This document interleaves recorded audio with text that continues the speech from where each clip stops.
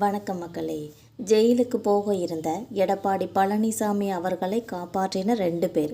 OPS அவர்களோட விரிவான பேச்சை பற்றி தான் இந்த வீடியோவில் நம்ம விரிவான ஒரு தொகுப்பாக பார்க்கலாம் வாங்க.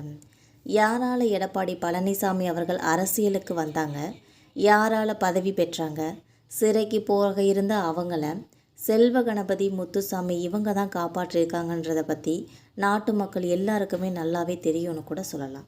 இந்த மாதிரி முன்னாள் முதல்வரும் போடி தொகுதியான திமுக வேட்பாளருமான பன்னீர்செல்வம் அவர்கள் ரொம்ப விலாவரியாக பேசியிருக்காங்க.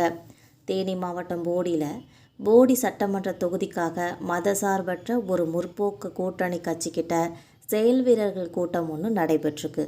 இந்த கூட்டத்தில் தேனியோட எம்பி தங்க தமிழ்ச்செல்வன், போடி சட்டமன்ற தொகுதி வேட்பாளர் பன்னீர்செல்வம் அவர்கள், இது மட்டும் இல்லாமல் முன்னாள் திமுக எம்எல்ஏ லட்சுமணன் அவர்களும் இந்த நிகழ்ச்சியில் கலந்துக்கிட்டாங்க. இந்த கூட்டத்தில் இந்திய கம்யூனிஸ்ட் கட்சியோட முன்னாள் மாநில செயலாளர் முத்தரசனும் கலந்துக்கிட்டாங்க என்பது குறிப்பிடத்தக்கது. இந்த கூட்டத்தில் பேசினப்ப போடி தொகுதி திமுகவோட வேட்பாளர் பன்னீர்செல்வம் அவர்கள், இன்றைக்கியோட அரசியல் சூழலில் திமுகவில் நான் இணைஞ்சதை எல்லாருமே வரவேற்கிறாங்க. அதுக்கு காரணம் பெரியார், அன்னார், கலைஞர் இந்த மாதிரி முப்பெரும் தலைவர்களோட அன்பு, அறிவு, ஆற்றல் இந்த குணங்களெல்லாம் வாங்கி எல்லாரையும் அரவணைக்கிற ஒரு பக்குவமான ஒரே தலைவர் மு.க. ஸ்டாலின் அவர்கள் மட்டும்தான் அப்படின்னு சொல்லியிருக்காங்க.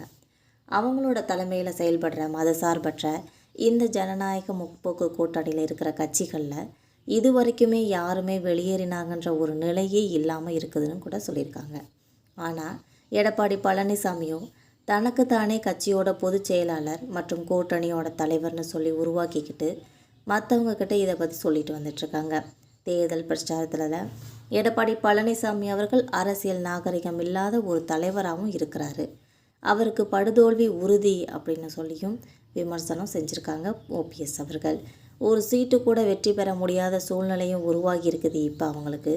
இதனால் இபிஎஸோட மூளை அவுட் ஆகிடுச்சு. அதனால தான் கலைஞரை பற்றி பேச இபிஎஸ்க்கு தகுதி இல்லைன்னு நான் சொல்கிறேன். அண்ணா அவர்களோட தம்பியா, பெரியாரோட சிஷியனா எவ்வளவு சோதனைகளை தாண்டி வந்தாலும் தமிழக மக்களுக்கு சமூக நீதியை வாங்கி கொடுத்தவர் தான் கலைஞர் அவர்கள். அத்தகைய ஒரு தலைவரை பற்றி பேசுகிறதுக்கு எடப்பாடி பழனிசாமிக்கு என்ன தகுதி இருக்குதுன்னு சொல்லி ஓபிஎஸ் அவர்கள் ரொம்ப பகிரங்கமாக பேசியிருக்காங்க. யாரால் இந்த எடப்பாடி பழனிசாமி அவர்கள் அரசியலுக்கு வந்தாங்க, யாரால் பதவி வாங்கினாங்க, சிறைக்கு போக இருந்த இந்த எடப்பாடி பழனிசாமி அவர்களை செல்வ கணபதி, முத்துசாமி இவங்க தான் காப்பாற்றிருக்காங்கன்றது உலகத்தில் இருக்க எல்லா மக்களுக்கும் நல்லாவே தெரியும். இந்த நன்றி கெட்ட நம்பிக்கை துரோகி அரசியல்வாதி எடப்பாடி பழனிசாமி அவர்கள் மட்டும்தான் சொல்லி குற்றமும் சாட்டியிருக்காங்க. எந்த நேரத்தில் அவர் கட்சியோட பொதுச் செயலாளராக வந்தாரோ அப்போ இருந்தே அதிமுகவோட தொண்டர்கள் தொடர்ந்து தோல்விகளை தான் சந்தித்து வந்துட்டுருக்காங்கன்னு சொல்லியும் ஒரு விமர்சனத்தை முன் வச்சுருக்காங்க என்பது குறிப்பிடத்தக்கது.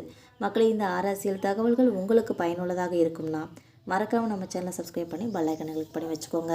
அப்போ தான் நம்ம போகிற ரெகுலர் வீடியோக்கள் உடனுக்குடன் நோட்டிஃபிகேஷனாக உங்களை வந்து சேரும். தேங்க்யூ.